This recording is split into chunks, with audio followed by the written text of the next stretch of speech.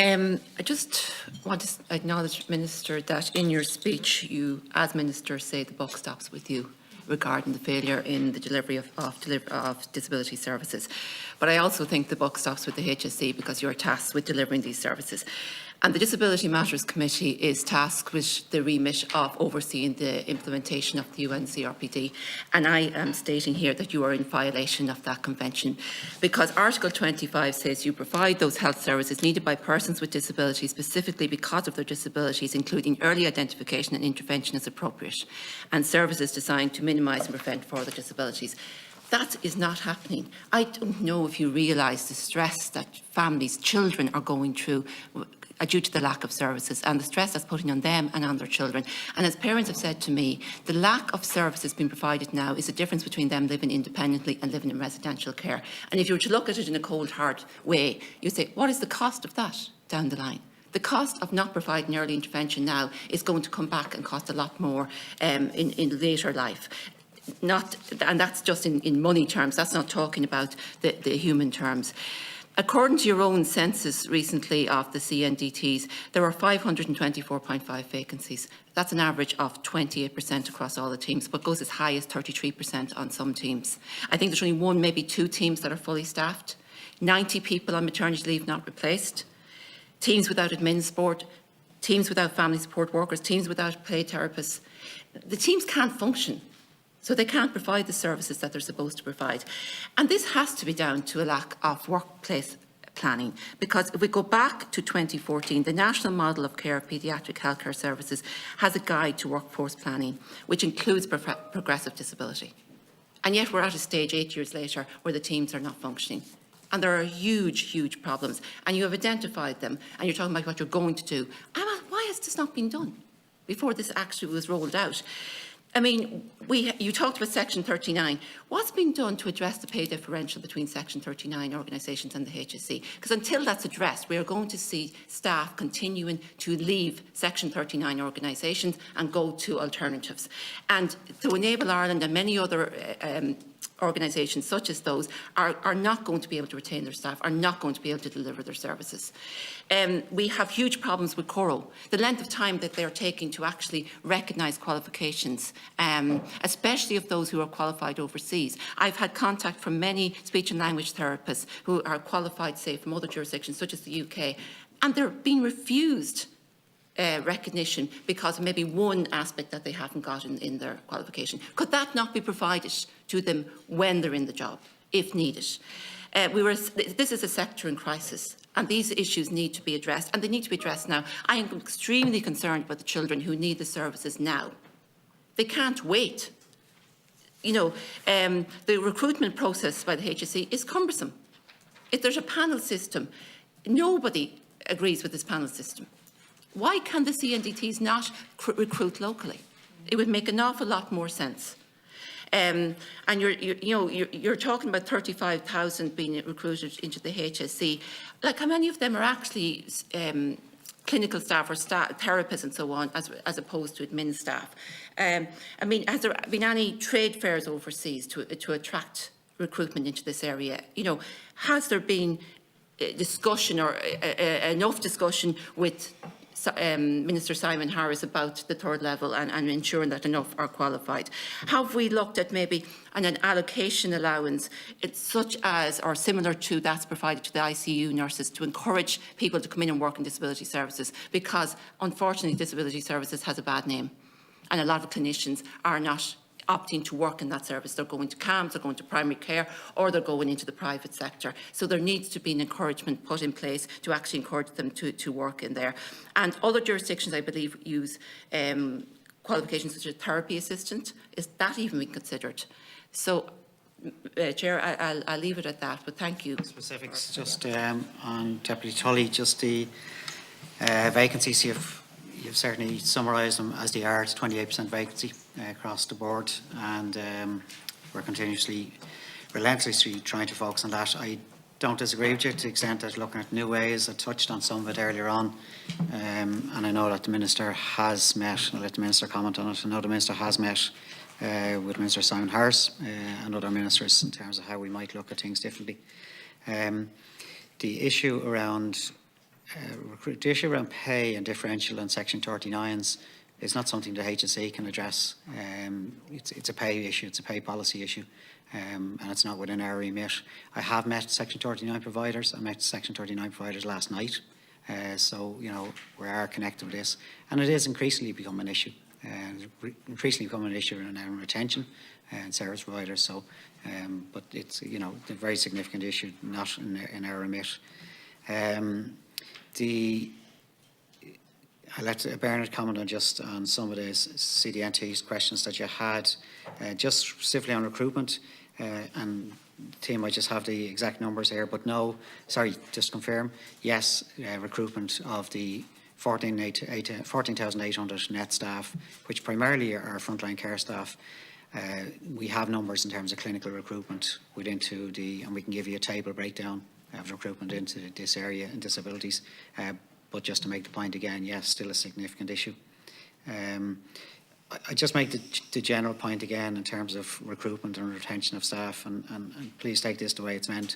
We all have a role in retaining staff in the HSE, and every day I meet staff who care a lot in this area and other areas, and sometimes very difficult to work in the health service, and sometimes very hard to retain staff in the health service, because sometimes the amount of public pressure they're under is very significant, and I might find it has to happen. We have a public accountability, but we all have a role to try to retain staff within this sector. It is a great sector, and people who work in it are highly committed to it, and I've met many of them relentlessly. So I just want to say that again, because sometimes it can be perceived publicly, our staff don't care. Our staff care hugely. They want this fixed as much as you as parliamentarians want it fixed, and I know that. Yeah. Who are leaving the CNDTs because of the pressure they're under, because they're not allowed to do the job that they're contracted to do. They're dealing with the understandably frustrated parents. That's not fair on the staff either. I'm just making the point. They do care. I don't think we're saying anything if they do care. Just a clarification. No one. I don't know why you're very defensive, Mr. Reid.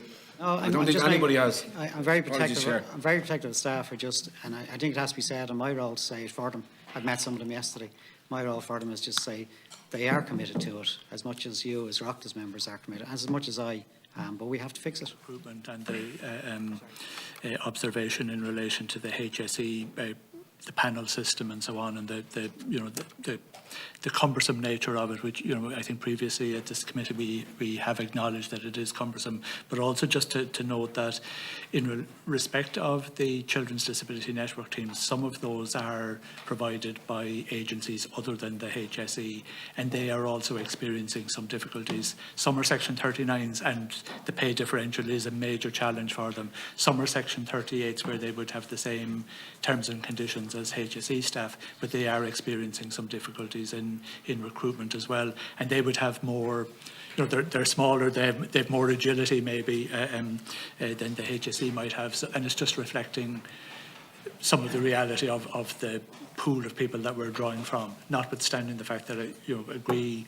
we do need to be as innovative and imaginative and exploring every possibility in terms of recruitment, including the things that you've mentioned around use of assistant therapy posts and so on. And that is work that we're working on at the moment and will be included in the action plan. But we have already given some clarification to the CHOs that they can use assistance grades wherever they can use them, on the basis that it is an agreed and useful way of, one, bringing people into the teams, secondly, investing in people who might stay for the long term and address some of the retention issues, but in the immediate term are also able to meet some of the service need that's there. On Deputy Tully's remarks about the inequality, for instance, in pay between Section 38 and HSE and so on, I think that's a really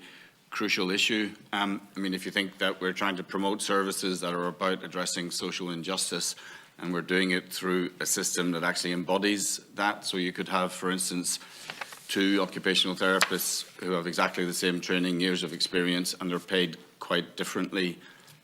So as you know, over the last number of years, but more specifically over the last year, there's been huge work done by disability operations in standing up these children's disability network teams, So that's been done within the structures that we have, and it's been hugely difficult. But I think the national pay policy would be another area that would be very important at a national policy level to address, because that's the only way in which we're going to address that sort of inequality. And that inequality will result in people leaving. You know, they're going to get cheesed off with someone else with the same experience, earning more. So there's lots of things we can do on our side, but there's some really important things. And I think looking at the national pay policy and looking at equity across 38, 39s and the HSE would be very welcome. Thank you, Deputy Tully, for your comments and everything else. And to be quite honest with you, when the census was conducted, it was conducted last October, and some recruitment has taken place since. But I also secured last October an additional 180 posts that are added on to that. So the actual figure is 714 of unfilled posts. So let's put it in context.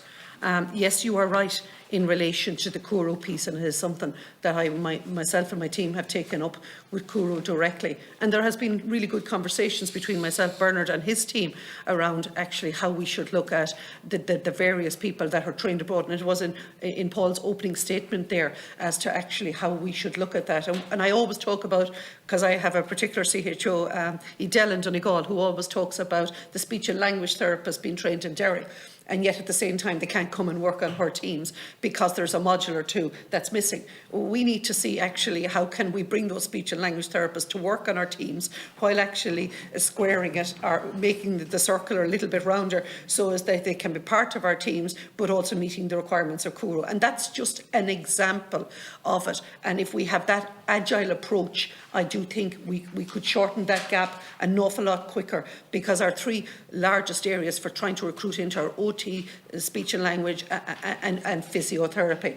And to be quite honest with you, when you look at some of the documentary, it's really difficult, not just in disability but in primary care as well, to fill those posts. So we have to find an alternative.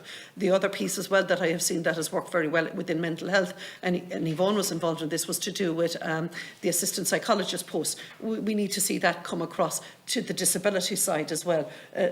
Having assistant psychologists, so creating different pathways, and actually a pathway for employment and for career opportunities within disabilities that is not just all staff and senior, that there has to be other mechanisms of entry points as well.